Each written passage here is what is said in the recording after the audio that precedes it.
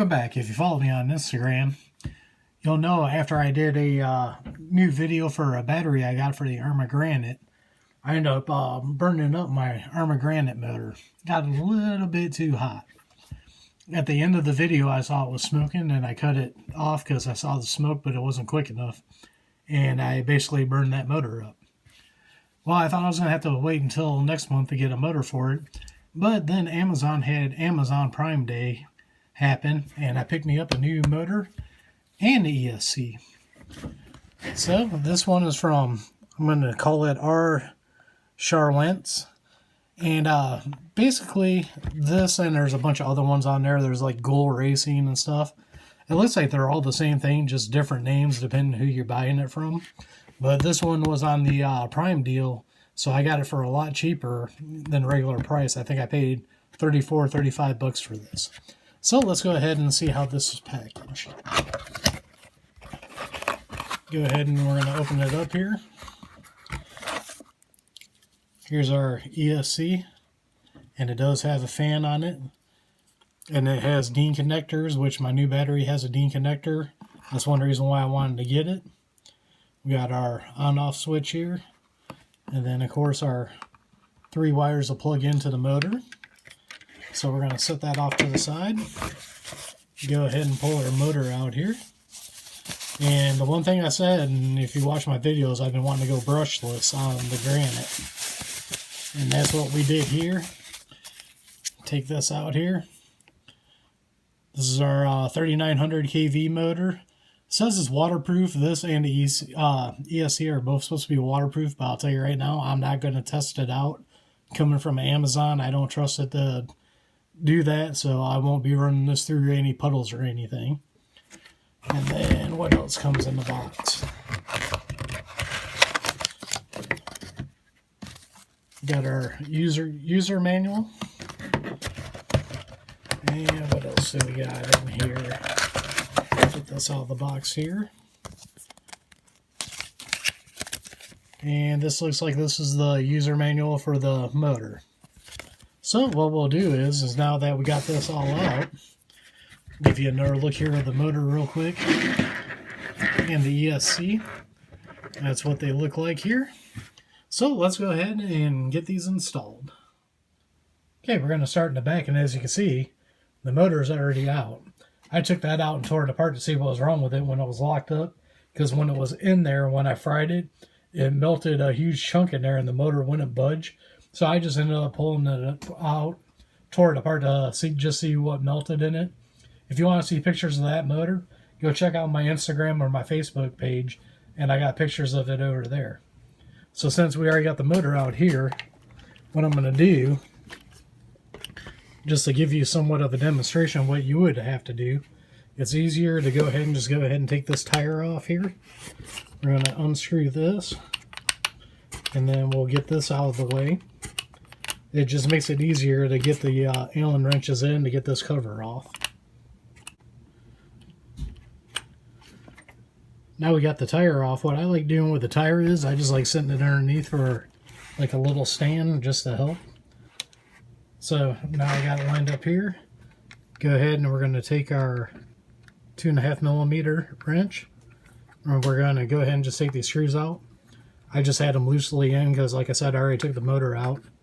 I just didn't want to lose the stuff, so I just put them back in and screwed them in real loosely, so I didn't lose any of them.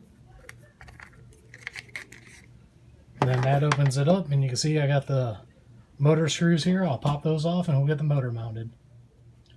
So now what I'm going to do is I'm just going to take the motor, come around from the back side here. We're going to slide it in just like that. And what I'm going to do is I'm going to line these holes up and get them screwed in and get the motor loosely tightened down, because I'm still going to have to put the pinion gear on. So I need to have room to move that back and forth to set the mesh. So I'll go ahead and get that installed real quick. So now I got the motor mounted up. I got my screws all tightened up. I got my mesh set.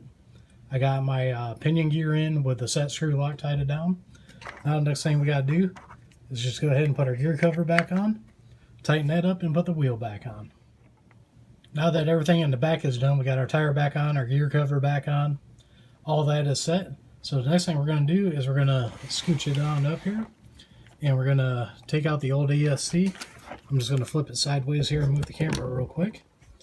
Basically, to take this out, you got a screw up here, and you got another Phillips screw down here, and then you just got to unplug it all. So I'm going to go ahead and get started on that. First screw is right here.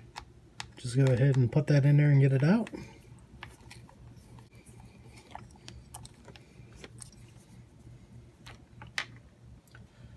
Then I'm just going to spin it around to get to the other screw on the other side, which is right here, right behind the switch.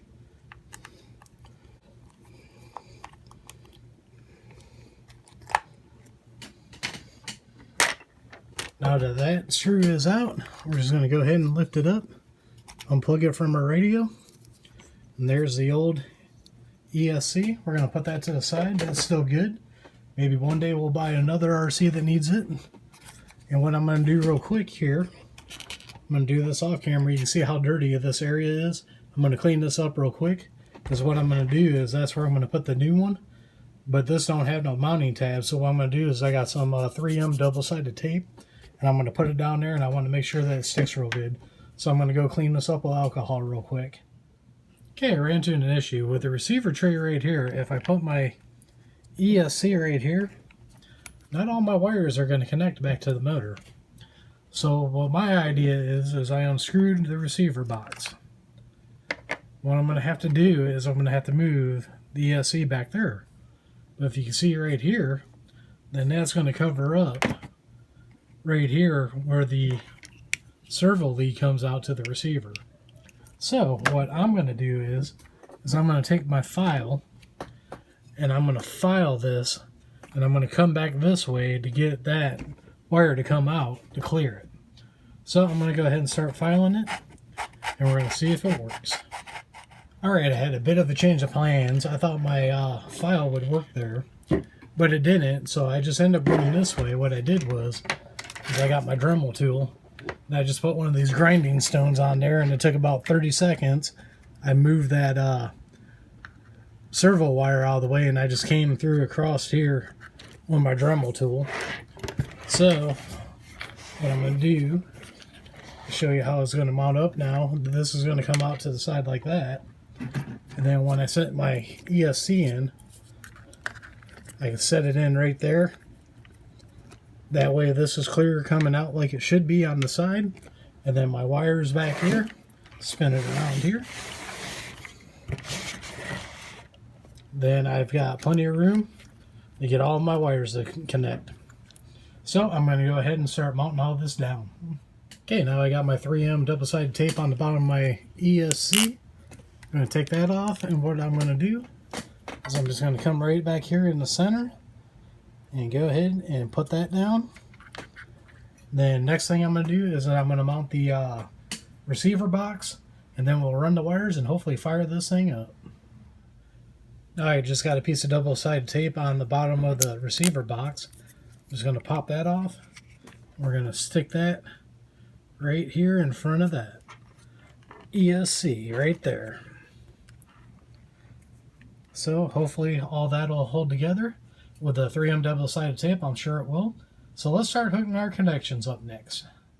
Now it's time to start hooking up the wires. The first wires we're going to hook up is the steering servo. It goes into channel 1 here. So we'll go ahead and get that plugged in. Then channel 2 is going to be our ESC. I'm going to go ahead, plug that in. Now we got those plugged in. What I'm going to do is turn it around here. Now I'm just going to connect these to see if it's going to work, so I don't care how they're ran right now. I'm just going to do yellow to yellow. Let's go over here and do blue to blue. Then we'll do red to orange. And then I will grab my battery now that we got all these wires hooked up. We'll put that on, and then we'll see if this thing fires up. Okay, I got my Ovonic battery connected here, and I got my transmitter turned on, so let's go ahead and see if this thing turns on. Okay, there we go. Now we got steering. Not sure what I did there. And alright, we do have throttle now. Oh, those tires are really blowing up. We got reverse, then we got forward. Those tires never grew that big with the brush motor. The brush motor would have never thought about getting the tires blowing up that big. So I can't wait to get this outside. So let's say the next video, we'll take this out and we'll run it around. Well, that's all I got for today. Thank you for watching, and I'll see you all on the next one.